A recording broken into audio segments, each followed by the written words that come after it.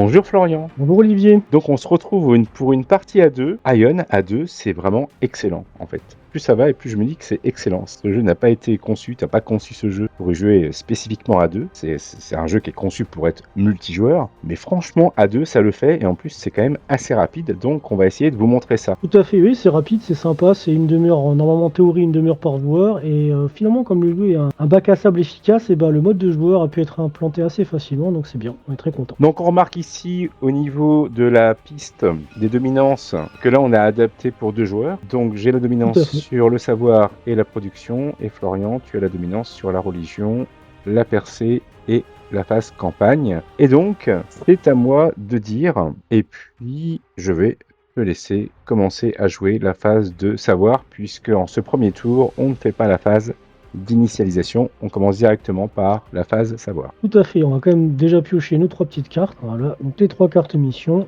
et donc la phase d'évolution. Donc moi je vais faire quelque chose de très classique, somme toute, je vais prendre Minos, donc pour cela ça coûte 2, donc je dépense mon cube de savoir, et pour en avoir un deuxième, je vais sacrifier une carte, et donc je vais sacrifier la carte Progressus, c'est la carte de la dominance de la phase de savoir. Quelque chose me dit que je vais pas l'avoir souvent, donc autant que je m'en débarrasse pour pouvoir faire Minos. Minos qui me rapporte immédiatement un point de civilisation, toujours très intéressant. Et en plus, dorénavant, Knossos produira 2 richesses au lieu d'une à toutes les phases d'initialisation. Très bien, donc tu as développé cette évolution et c'est donc à moi de jouer. Et je vais faire une ouverture comme j'avais fait avec Cyril parce que je l'avais trouvé rigolote.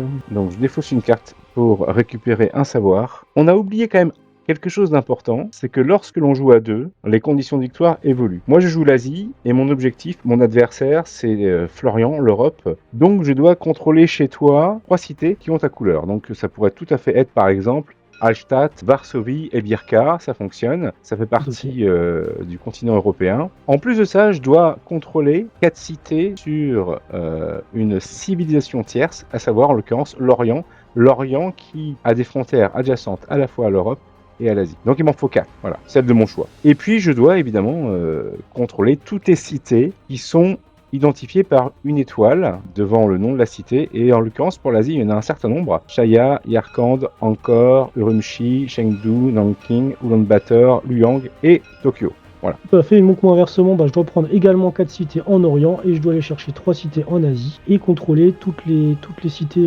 européennes nécessaires pour la victoire, donc Madrid, Paris, Rome, Athènes et Hallstatt. Ok, donc j'en étais à ma phase d'évolution, j'avais défaussé une carte, grâce à cette carte je prends un savoir qui va me permettre de faire Tianming et donc d'avoir une unité d'élite, une armée d'élite en l'occurrence, que je pose immédiatement sur une cité que je contrôle. Alors au début, il n'y a pas un choix immense, puisque je contrôle Chengdu et Luoyang, et je vais poser cette armée à Luoyang. Et puis, je vais aussi développer Dayu, qui me donne un point de civilisation, et ce qui m'octroie une flotte d'élite que je pose ici, puisque j'ai le droit de la poser, cette flotte d'élite, dans une mer adjacente à un territoire dans lequel j'ai une cité que je contrôle. Donc en l'occurrence, je pourrais poser ma flotte ici, mais je pourrais aussi la poser là, grâce à Luoyang. Et voilà pour ma phase d'évolution. Et donc on passe à la phase de dévotion. Et c'est Florian qui dit. Et je vais prendre la main. Je vais faire une petite conversion religieuse toute simple. Je vais donc dépenser mon point de dévotion et je vais prendre le contrôle de Mayan,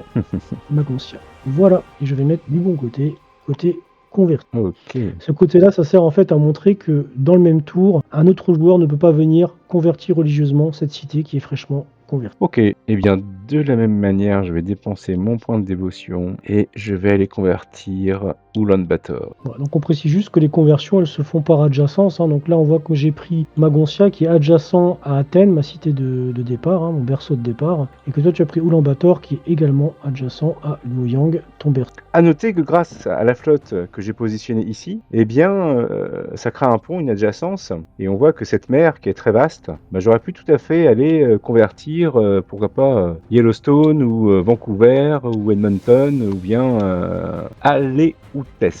Bref. C'est ici que j'ai choisi d'aller convertir. On passe à la phase 3, la phase de production. C'est moi qui dis qui commence. Je vais laisser l'Europe commencer. Très bien, je vais produire une unité de niveau 1 et je vais la produire à Magoncia, donc toujours par adjacence. Mon usine se trouve à Athènes et par adjacence, je peux produire à Magoncia. Voilà pour moi.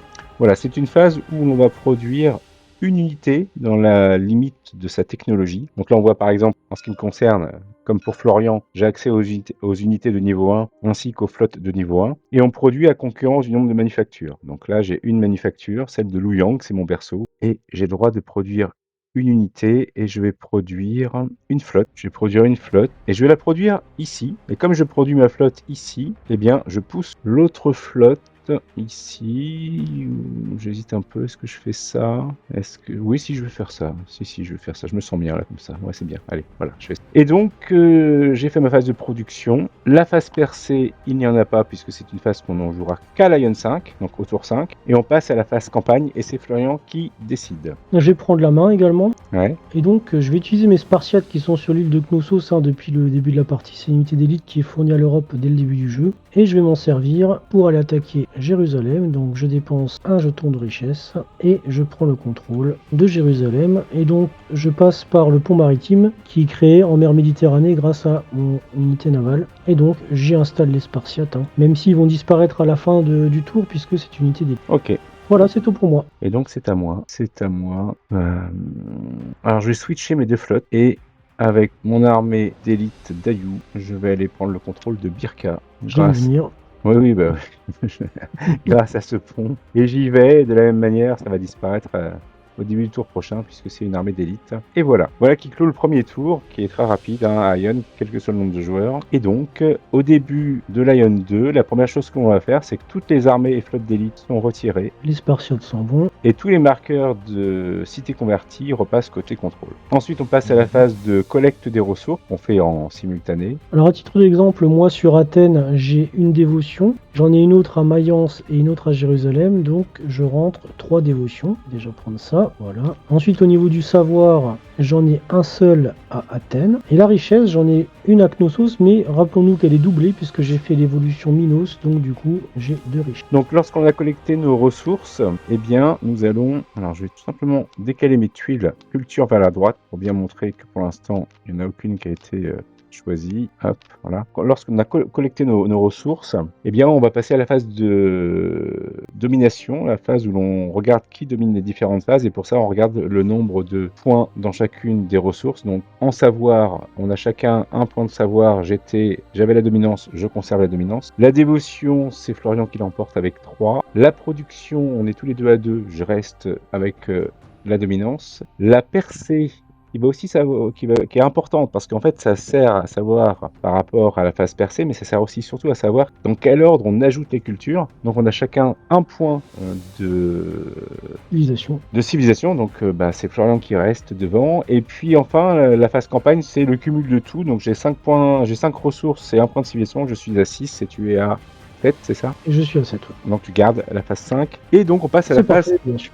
Ouais, on passe à la phase d'agglomération des cultures. Ouais. Et c'est moi qui décide, et je vais te laisser commencer en premier pour voir qu'est-ce que tu choisis comme culture. Évidemment. Alors, c'est le choix entre Sanguo et les 1. Alors, particularité de l'Asie, c'est qu'elle a chaque fois le choix entre une culture qui est très expansive, ici en l'occurrence les 1, ou alors une culture qui est plus consolidatrice, donc la dynastie chinoise Sanguo, c'est les 3 royaumes en Chine, donc en fait on va voir si Olivier privilégie la défense ou l'attaque. Écoute, j'ai un petit dilemme quand même là. Allez, je vais prendre les 1, parce qu'on n'est pas là pour tricoter non plus. C'est ça. Donc, ça me donne Urumqi. Alors, ça me donne en fait une sorte de passage, je prends ça et je prends ça. Voilà, on voit comme s'il y avait une route qui se dessinait. C'est l'invasion des 1. C'est ça, à toi de jouer. Alors moi je vais être un peu plus fin. Je vais choisir les Celtes, j'ai le choix entre les Celtes et les Romains. Les Celtes sont plus basés sur la puissance religieuse. Donc vous avez compris, comme je suis allé chercher Jérusalem et Magoncia, que j'avais l'intention de jouer avec la dévotion à cette partie.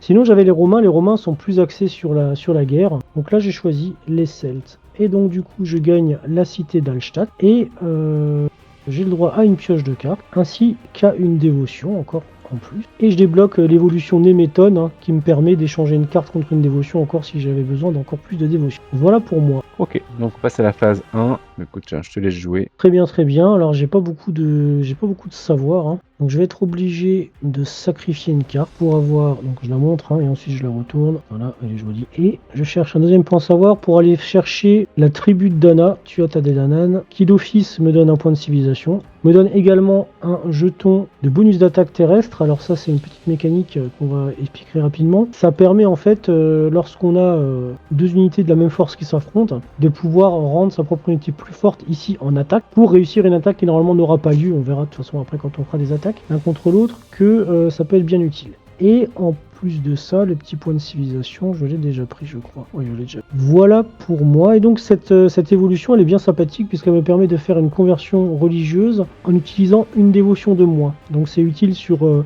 on va dire les grosses conversions, par exemple d'une usine. C'est fort utile pour avoir moins à payer. Voilà, on peut enchaîner avec ta phase à toi. Oui, et je suis un peu embêté, mais tant pis, je vais obligé de cramer une carte. Je préférais pas le faire, mais j'ai pas le choix. Ça me fait 2 savoirs avec lesquels je développe Instant Karja, ce qui me donne immédiatement la même chose, à savoir un jeton d'attaque. Alors là, il faut que je demande à notre développeur en chef de modifier les jetons parce qu'ils sont un tout petit peu petits. Donc voilà, je les ai légèrement agrandis, les jetons d'attaque. Ça me donne aussi un savoir et ça me donne Attila que je pose sur une zone de mon choix que je contrôle et je vais le mettre à Taredzin. Et avec le savoir que je viens de développer, je vais choisir l'évolution Shang-Shu qui me permettra de piocher une carte à chaque tour et qui m'apporte tout de suite un point de civilisation. Et voilà. On va passer à la phase 2. Je vais prendre la main pour les conversions religieuses. Et donc je vais convertir Moscou en fait à partir d'Alstadt. C'est pour ça aussi que j'ai fait l'attribut de Dana, puisque là Moscou qui devait me coûter 3 normalement, c'est-à-dire toujours un pion de base de dévotion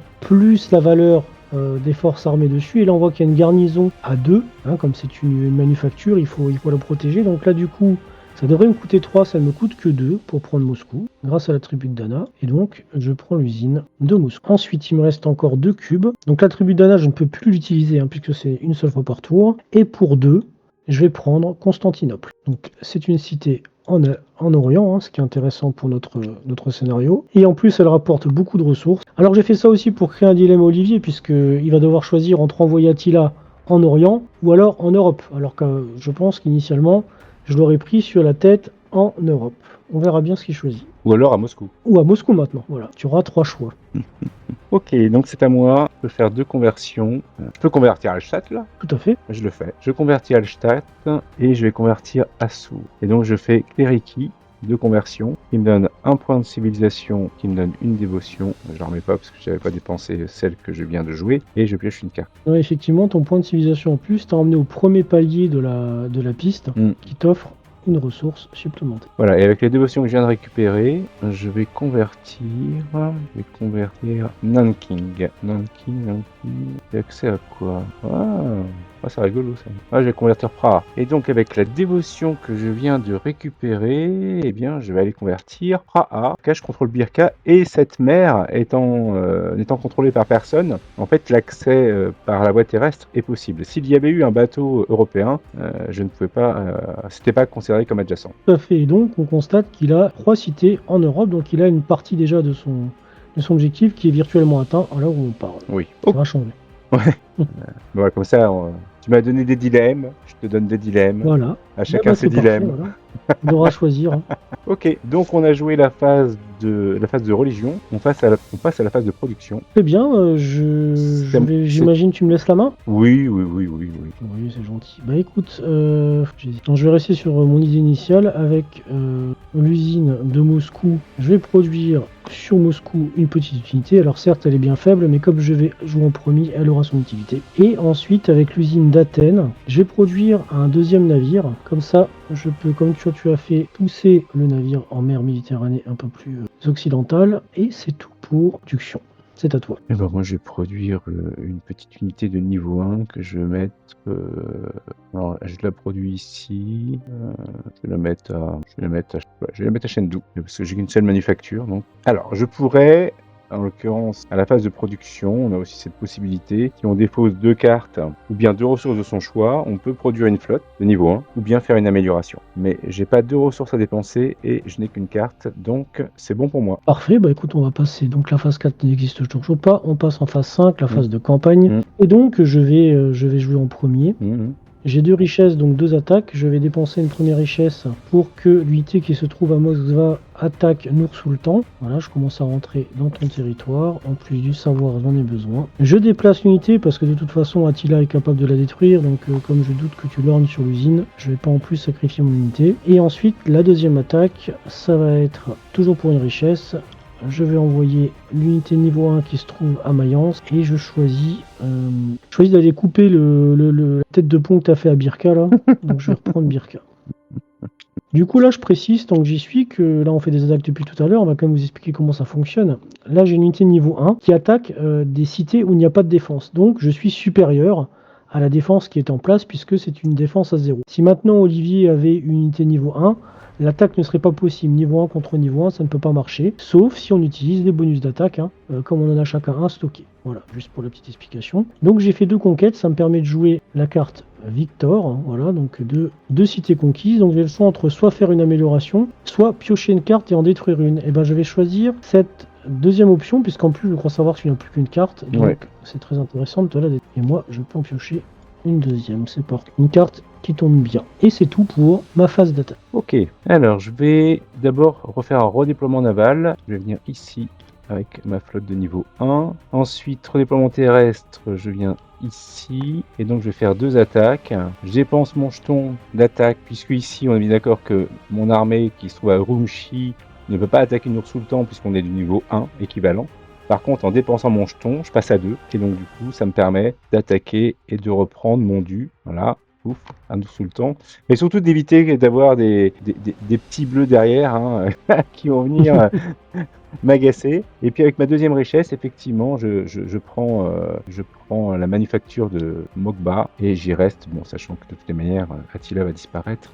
Mais... Et alors n'oublie pas le bonus avec Attila. Oui, important. Tu fais un pillage. Oui, j'ai fait un pillage, donc du coup ça me donne une richesse, donc il m'en reste une du coup. Malheureusement, j'ai plus d'unité qui me permettrait de l'exploiter, mais bon, c'est pas grave, ce sera une richesse que j'aurai pour le tour d'après. Et bien voilà, ça m'est fait un chiffre pas de bêtises au tour 2. Ouais. On peut passer à Lion 3. Hop, on va donc commencer par faire la petite maintenance sur les jetons. Voilà, les unités armée et flotte d'élite sont remis tout à fait. en réserve. Et on peut aller chercher nos ressources. Moi j'ai toujours 3 dévotions. Le savoir, j'en ai 2, parce que j'ai Athènes et Constantinople. Et donc, comme j'ai développé Changshu, c'est à ce moment-là que je peux piocher une carte. Tout à fait. Et je monte à 4 richesses, puisque j'ai Knossos qui vaut 2, Constantinople et Birka. Voilà, en ce qui me concerne, j'ai 1, 2, 3, 4, 5 savoirs, 1, 2, 3 dévotions. Et en richesse, je suis pas très riche, moi. Mais non, je suis pas très riche. J'ai Novosibirsk et Lugang. Ça m'en fait 2, plus une que j'avais gardée, ça m'en fait 3. Voilà, et donc là maintenant, on va regarder les dominances. Donc, la phase d'évolution, j'ai 5 contre 2, c'est toujours moi. La phase de dévotion, 3 contre 3, c'est toujours toi. La phase de production, si tu la prends. Oui, je la prends. La phase de percée, je la prends. Et la phase campagne, je pense que peut-être je vais la prendre, je sais pas, 5, 6, 11, attends, 6 et 5, 11, 11 et 3, 14. Ah, je suis à 11, c'est toi qui prends la phase. Ah, ça c'est bien. Ah, voilà qui va me porter fortement préjudice. Ok, donc on a fait les dominances et on passe à la phase d'ajout de culture. Et en l'occurrence, c'est moi qui décide. Et évidemment, je demande à Florian de commencer pour savoir ce qu'il me réserve. Alors, j'ai le choix entre les Vikings. Donc les Vikings, ça m'emmène pas mal dans le nord. Je prends plein de petits territoires ici entre l'Europe et les Amériques. Et ça m'apporte une pioche. Je peux faire le Ragnarok, donc c'est une invasion. Ça peut m'être utile. J'ai des Berserkers, le Drakkar qui est très puissant. Pourquoi pas. Sinon, j'ai le Saint-Empire romain germanique, l'Altes-Reich. C'est l'avantage de me redonner Prague. Donc ça serait pas mal. Et puis, par contre, c'est sûr que l'invasion est nettement moins intéressante dans ce cas de figure. Allez, je vais prendre les Vikings pour changer un peu. Je prends souvent l'Altes-Reich, donc je prends les Vikings. Donc je récupère Bratahild, Avalness, Vinland et Sphinxeir. Et ensuite, je gagne un point de civilisation. C'est utile, ça me rapporte un point de savoir puisque j'atteins un palier et une pioche. Voilà. Du coup, je vais jouer tout de suite la carte que j'ai piochée, parce que j'ai pioché Equilibrium, c'est le fait d'avoir au moins 2 ressources de chaque type, ce qui est le cas. Je gagne donc un point de civilisation. Alors, point de précision, parce qu'on m'a posé la question. C'est pas des ressources que tu as en stock, hein. C'est des ressources que tu contrôles. Oui, tout à fait, ouais, c'est des ressources qu'on contrôle. C'est des ressources qu'on contrôle effectivement sur la carte du jeu. Voilà, et puis, ma foi, c'est tout pour l'instant. À toi. Alors, j'ai le choix entre Angkor et les Cannes. Alors, les Cannes, ça donne une invasion, ce qui peut être sympa, sauf qu'en l'occurrence, ça m'intéresse moyennement. Urtshi, ça permet de se redéployer sans limite de distance. Un redéploiement, c'est une cité dans un territoire adjacent à un territoire où il y a une cité. Là, il n'y a pas de limite tant que c'est contigu. Bon, moi je vais prendre Angkor. Je vais prendre Angkor ça me donne donc encore, évidemment, et puis Shaya. Et unité spéciale qui arrive. Et unité Unité spéciale d'élite. d'Amri, voilà, armée d'élite, les éléphants de guerre, qui valent 3, mais en défense qui valent 4. Et alors, ce qui était très intéressant avec les armées d'élite, plus que les flottes d'élite, j'y pourrais plus, parce que lorsque l'on fait des conversions, eh bien, on peut faire des conversions là où il y a aussi des armées, en fait, mais des armées régulières. On peut jamais faire de conversion sur des flottes, donc une flotte soit d'élite ou régulière, on s'en fiche, puisque de toute façon on peut pas faire de conversion. Par contre, sur Terre, eh bien si on dispose d'une armée d'élite, elle ne peut pas être convertie. Et ça, c'est quand même très cool. Je vais donc le mettre à Eichstatt pour créer un gros point de fixation qui sera, à mon avis, difficilement prenable, à moins d'avoir 5 en attaque, auquel cas ça demanderait d'avoir les unités de niveau 3 plus 2 jetons. Ça va être très dur. Je te cache pas que les éléphants ils vont sans doute pas mourir. Donc voilà, ils vont rester en place. Ok, bah c'est bien, on a fini d'agglomérer nos nouvelles cultures. Voilà, donc nos civilisations se construisent tour après tour en fonction de nos choix. Et donc on va partir sur la première phase et c'est toi qui décides qui commence. Bon. En général, à part la phase 5 et des fois la phase 2, donc dévotion et campagne, on a toujours intérêt à voir ce que l'autre va faire pour réagir en fonction. Donc je te laisse commencer sur la phase des évolutions. Et bah c'est parti. Donc du coup, pour un savoir, je recherche Panteconteros, donc c'est les navires niveau 2, et je récupère un point de civilisation. Et j'enchaîne avec les navires niveau 3, Langskip, ce qui me permet de récupérer le Drakkar. Le Drakkar, c'est un navire niveau 3, un navire d'élite, qui en plus peut projeter une unité de force 2 sur les côtes, depuis les côtes, c'est très intéressant. Et comme j'ai récupéré toutes ces belles petites cités, je vais le placer directement ici, sur les côtes asiatiques. Ensuite, il me reste grosse pression navale. Grosse pression navale, voilà, pour répondre à ta grosse pression terrestre, on a chacun choisi notre roi. Et puis pour faire bonne mesure, avec le petit cube Tires, je vais rechercher les hoplites, histoire d'avoir accès aux unités niveau 2. Et ce sera déjà pas mal, c'est à toi. Ok, alors moi j'ai 5 savoirs. Je vais clairement développer Han Arcosoc. Je sais pas si je dis pas bien ça. Est-ce que tu dis ça comment? Faut dire 1, je pense. Un Arcosoc. Ouais. Ok, donc ça me donne accès aux unités de niveau 2. Ça m'a coûté 2. Ça coûte très cher, mais je vais quand même faire encore Vet pour péter une dévotion à Florian. Il y en a 3, il passe à 2. Ça, je pense que ça va l'embêter un peu. Ça, c'est gênant. C'est très gênant. Je prends un point C'est cher en combat, mais ça fait très mal. Je prends un point de civilisation avec ça. Et il m'en reste un. Et avec le point qui me reste, je le dépense et je pioche une carte. Ouais, effectivement, puisqu'on peut cramer une carte pour avoir un point de savoir, mais l'inverse est vrai aussi. Et on passe à la phase de dévotion. Enfin, à la phase de religion, pardon. On passe à la phase de religion. Tout à fait. Conversion religieuse, c'est parti. Bah écoute, je vais garder la main, même si tu m'as un peu diminué ma force de frappe. Ça va être le fruit d'une grande bataille, hein, mais je vais reprendre Moscou, hein, parce que ça m'est indispensable si je veux tenir la dragée haute. Donc Moscou est reconverti au bénéfice de l'Europe. Et donc, je possède 2 usines et je peux jouer Massa Producere. Et je peux mettre un navire ou unité niveau 1 gratuitement. Et je vais choisir... Je vais mettre l'unité niveau 1 et je vais aller la mettre ici, sur la pointe de la Scandinavie. Et voilà.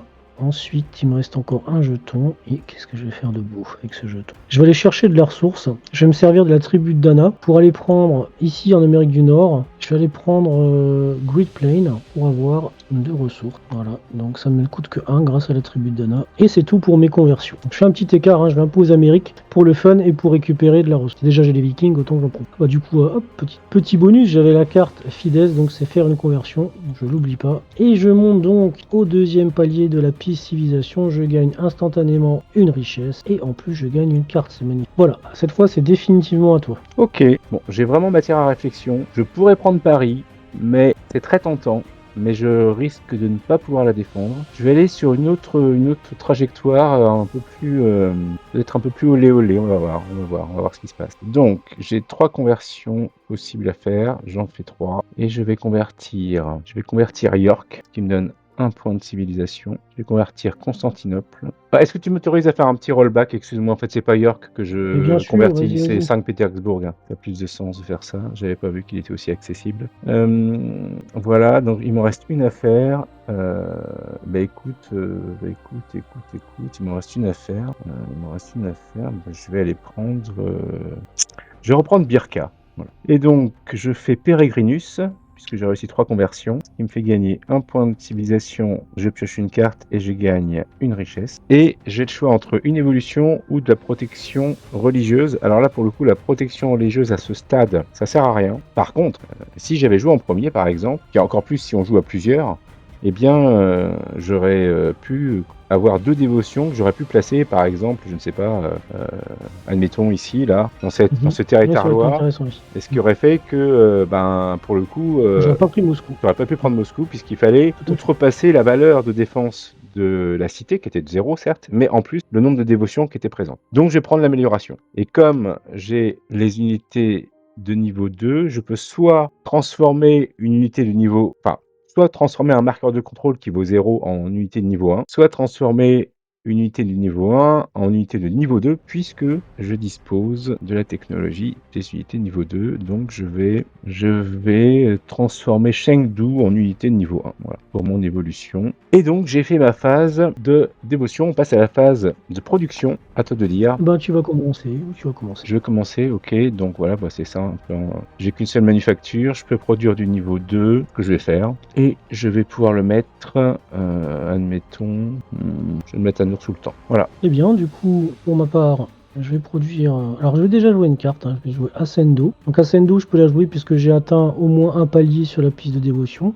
De civilisation. Je vais choisir de piocher une carte et de prendre l'amélioration. Et donc je vais améliorer directement Mitela qui se trouve à la pointe de la Scandinavie en niveau 2. Ensuite avec l'usine de Moscou je produis un autre niveau 2. Et avec l'usine d'Athènes par adjacence encore un niveau 2 qui va aller se placer à Jérusalem. Et voilà pour ma production. Okay. Et du coup la carte que je viens de piocher je peux comboter puisque... Dis-moi il te reste une carte Olivier en main? Il m'en reste 2. Ah bah voilà, bah écoute avec Fabricatio, comme je domine la phase de production, tu peux détruire une carte, je te laisse faire. C'est pas gentil quand même, hein. Je te sens très... Ouais, je sais, mais bon... Depuis le début, tu t'es vraiment... Ouais, bah après c'est un petit peu le principe. Hein. C'est un jeu de conquête, hein. On le répète, on le dit, hein. Vous n'êtes pas là pour camper dans votre coin, on est là pour se taper dessus, et donc c'est ce qu'on fait. Voilà, bah ça met fin à la phase de production, on va passer à la phase de percée qui n'est pas encore active, donc on passe en phase 5, et là c'est toi qui décides cette fois qui commence. Ok, je commence évidemment. S'il n'y avait pas Tokyo à prendre, je gagnais. C'est frustrant. Donc, je vais redéployer mes flottes. Elle est très bien où elle est. Ensuite, je redéploie mes unités terrestres. Donc, mes éléphants vont se redéployer à Saint-Pétersbourg. Mon armée de niveau 2 vient à Urumqi. Ouais, ok, on va faire ça comme ça. Donc, bon, je vais dépenser mes 4 richesses. De toute façon, je précise. Hop. Alors, on va commencer avec mes éléphants de guerre qui vont attaquer Avaldsnes. Donc 3 contre 2, ça passe. Je n'y vais pas et je joue Stratégus. Stratégus, c'est une carte maîtresse. Puis c'est une carte qui permet, lorsque l'on conquiert une cité et que l'on a détruit une armée, de pouvoir réattaquer. Par contre, peut-être qu'il fallait que j'y aille pour faire ça, non? Il n'y a pas cette idée qu'il fallait que j'y aille, Florian? Non. Si, parce que tu réattaques à partir de l'unité... Et donc depuis Avaldsnes, j'attaque la manufacture de Moscou. Et oui, double effet qui se coule. Ça fait très mal, c'est la carte au mauvais moment. Enfin, ça dépend de comment on se place. Voilà, donc ça c'était une attaque. Ensuite, mon armée qui est à Chengdu va prendre Nanking, j'y vais. Mon armée de Noor-Sultan prend Yarkand, j'y vais. Et mon armée qui est à Urumqi prend Mumbai, et j'y vais. Voilà, donc là en termes de jeu, bon, il est évident que si j'avais Tokyo, je me serais pas embêté à aller même prendre l'usine de Moscou, j'aurais pris la 4e zone qui me manquait en Orient, puisque j'ai déjà 3 zones en Europe. Bien sûr. Tokyo, c'est toujours délicat pour l'asiatique. C'est une zone, alors pour y aller en début de partie, il faut beaucoup investir. Après, Tokyo peut être donné par des cultures plus tard. Bah, à la prochaine. Donc là, effectivement, souvent, c'est la petite zone qui manque. Bon, t'as fait mal, hein, mais je vais essayer de faire un petit peu mal aussi quand même. Bah, disons que tu vas faire moins mal que tu aurais pu le faire, parce que avec 2 armées en moins. Bien sûr. Ouais. C'est sûr que là, j'aurais vraiment aimé jouer en premier, bon, ça c'est évident, mais ouais, là, ça va être un peu plus délicat. Alors, bon, au niveau des redéploiements des navires, je vais rester comme ça. Je vais redéployer maintenant. Alors maintenant, c'est les attaques navales, j'en fais une, hein, tant qu'à faire. Je vais dépenser une richesse et je vais détruire le bateau qui se trouve en mer Baltique, hein, avec mon Drakkar. Voilà, comme ça, je fais le ménage. Je n'y vais pas. Ensuite, je redéploie les unités terrestres. J'en ai plus beaucoup du coup. Non, je vais rester là où je suis. Je vais, avec l'unité qui se trouve à Jérusalem, je vais dépenser une richesse et je vais reprendre Constantinople et je m'y installe. Ensuite, remets un marqueur sur...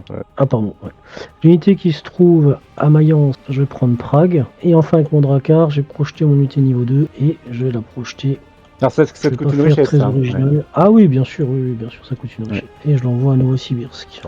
Ouais, alors Et j'aurais pu me déplacer pour aller prendre Tokyo puisque j'ai un petit jeton d'attaque. Après, voilà, je sais que c'est une cité que tu peux récupérer, donc ça aurait été, Bah oui, je pense, un coup je dans peux l'eau, je peux la Novosibirsk. prendre au prochain tour, là. Ouais, Novosibirsk, c'est plus intéressant, je pense. Et voilà, ben, ça met fin au troisième tour. Hop, on enchaîne. Et on va passer à l'Ion 4. Et on va déjà commencer par faire la petite maintenance sur les jetons si besoin. Voilà. Et donc, Je crois qu'on a bien fait le ménage, hein. Il n'y a plus beaucoup de jetons de conversion. Donc, les unités spéciales disparaissent. Donc le Drakkar disparaît, mais pas l'unité qui a été projetée. Celle-ci, elle reste. Les éléphants s'en vont. On les regrettera pas. non, mais ils ont fait leur taf. Hein. Ils ont bien bossé, hein, c'est sûr, deux cités, défense en plus après du. Ils ont bien défendu Ouais, Moscou parce que bah oui. leur présence m'a empêché de reprendre l'usine, non, c'était très bien. Et ensuite, on peut faire les ressources. Alors j'ai 5 richesses qui rentrent, donc comme j'ai débloqué le palier 6 de la piste de Civ, j'ai un capage en plus qui se débloque, heureusement. Alors, Ensuite la dévotion, on va commencer par le savoir. Moi. Ah, j'en ai qu'à 5 savoir. la dévotion, Là, il y a une commande qui permet de tout ranger automatiquement, je sais plus comment c'est. je peux pas t'aider. Ensuite. Ok, donc on fait les dominances. Alors, savoir 5 contre 3, c'est toujours moi. Dévotion 4 contre 4, c'est toujours toi. Production 6 contre 4, c'est toi. Percée 6 contre 6, c'est toujours moi. Et au total, Moi je suis à 19. alors moi je suis à 6 et 8, 14, 5, 19, c'est égalité, donc c'est toujours moi. Ah, Ouais. j'espérais passer devant. Bon, bah, on va voir ce que ça donne. Bah, c'est plié. Hein. Alors, les agglomérations. Si je reste devant, c'est plié. Attends. C'est pas si simple. C'est pas si simple. Alors, tu me laisses la main, j'imagine, pour que je choisisse Oui, ma tout à cive. fait. Oui, de toute façon, oui, bien sûr. Alors, je vais prendre le grand siècle français. Ça me donne la Nouvelle-Orléans. Ça me donne Montréal. Ça me donne surtout Paris et Cayenne. Et les Great Plains, tu les avais pris en conversion, c'est ça, tout à l'heure? Non, je l'avais pris avec. Oui, c'est ça, en conversion avec la tribu de Dana. C'est ça, Ouais, tout à fait. Ensuite, je gagne un point de cive aussi au passage. Et c'est tout pour le grand siècle français. À toi. Alors, juste, j'avais le choix entre le grand siècle français et l'Empire espagnol. L'Empire espagnol est quand même très focalisé sur l'Amérique du Sud. Donc là, la question se pose pas vraiment. C'est forcément le grand siècle français qui m'intéresse. Bien, moi, je vais prendre Shogun, parce que Shogun me donne Tokyo. Tokyo. Donc, c'est la ville qui me manque par rapport à mes territoires. Et c'est tout. Et t'as plus de cartes, toi. Parfait. T'as plus de cartes en main. Et non, j'ai plus de cartes. Donc, on a fait la phase d'ajout de culture. Ok, donc, oui, j'ai oublié quand même de positionner mes Ronins, qui sont très beaux, et que je peux surtout placer à n'importe quel endroit que je contrôle, pas forcément près d'une manufacture. Et comme, Florian, tu as joué ta phase d'ajout de culture, je ne risque pas de reperdre une position, même si je la renforce. Tout à fait. Ouais. Là, t'es tranquille, tu Allez. peux vraiment la mettre où tu Ouais, as ça, envie. hashtag. Ils ont fait du chemin, disons, que les samouraïs. Là.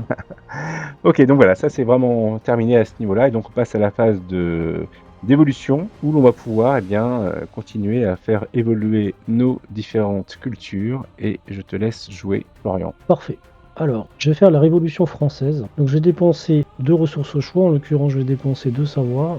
En l'occurrence, ça me rapporte un savoir. Hop. Et surtout, à partir de maintenant, je peux utiliser n'importe quelle ressource pour faire des conversions. Donc, ça risque de me rendre extrêmement puissant à la phase de conversion. Par contre, je n'aurai plus le droit à la monarchie absolue. Je ne peux pas ça sert à rien que je la recherche parce que je ne peux plus l'utiliser, forcément. Plus de monarchie absolue si on fait la Révolution française. Et avec les 2 qui restent, alors combien tu as? Ah oui.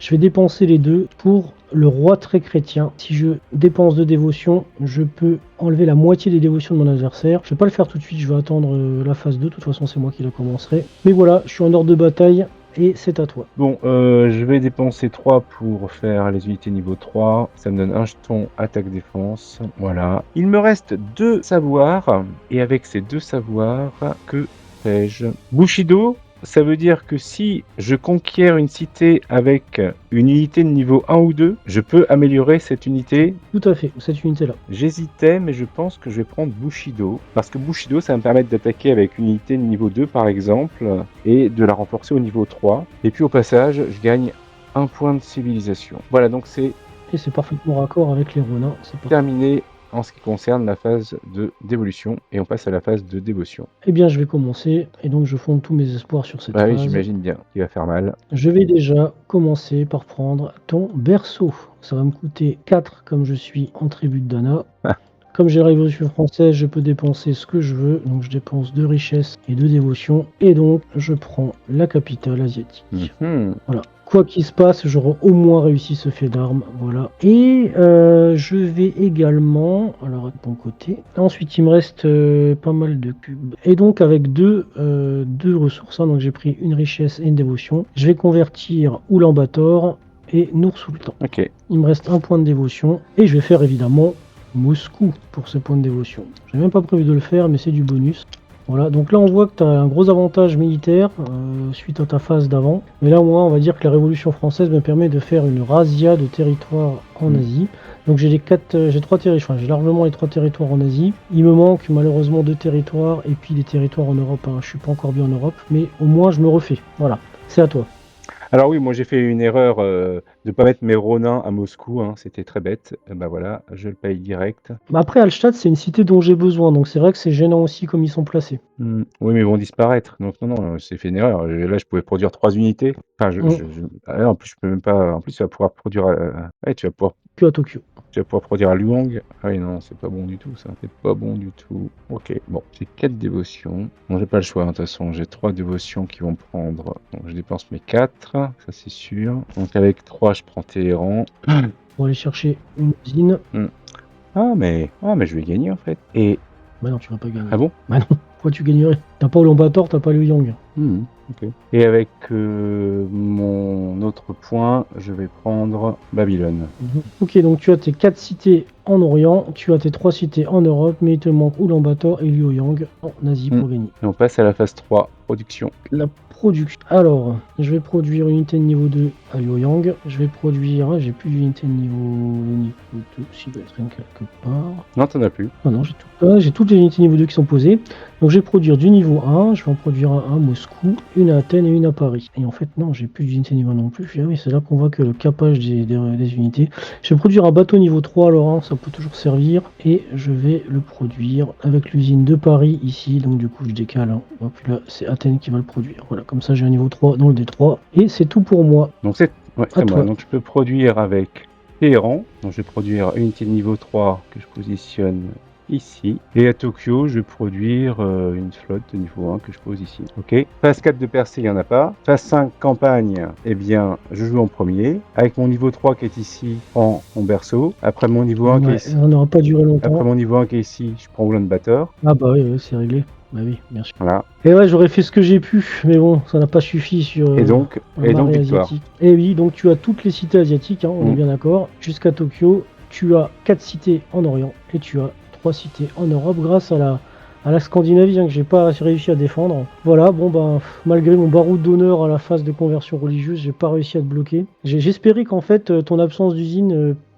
puisse t'empêcher d'aller chercher les cités que j'ai prises, mais c'est vrai que le fait de prendre l'usine de Téhéran, bah oui, ça t'ouvre la porte après pour aller reprendre. En fait, c'est surtout que t'as pas développé les armées de niveau 3. C'est ça surtout. Ouais, j'ai fait d'autres choix. C'est vrai que j'ai privilégié vraiment la religion. C'est vrai qu'il me manque peut-être les unités niveau 3, c'est sûr. Après, bon, voilà, j'ai fait mes choix. Ça n'a pas forcément été les bons, mais après, je suis pas non plus ridicule sur la photo finale. Non, il s'agit pas de ça. C'était. Puis là, on voit bien les allers-retours entre le fait qu'on puisse gagner. Alors, c'est important. Hein, dans Ion, on peut gagner à la phase 2, puisqu'on peut faire en sorte que la dévotion. Tout à fait. J'étais pas si loin hein, de gagner la phase 2. Mais en fait, ce qui t'a. Tu vois, ton regret d'avoir mis finalement les Ronins à Hallstatt, ça te sauve. Hein, parce que si tu mettais pas les Ronins à Hallstatt, je gagnais à la phase 2. Puisque je pouvais prendre Madrid, Rome. Vu que j'avais la Révolution française, je dégueulais de conversion. Oui. Donc, je pouvais faire Rome, Madrid, Hallstatt, et après, bon, en Asie, je les En fait, c'était pas du tout une erreur. C'est pas du tout une erreur. En fait, voilà, le jeu, comme il est quand même assez dense, hein, c'est difficile d'avoir une vision vraiment exacte en calculant. C'est pour ça que je recommande de jouer à l'instinct, et c'est finalement ce que tu as fait. Et ça t'a porté bonheur, hein, puisque voilà, tu remportes la victoire. Donc on voit aussi, ce qui est intéressant, c'est le temps de partie. On est sur une partie qui a duré, voilà, avec les digressions en moins, à peu près 1 heure.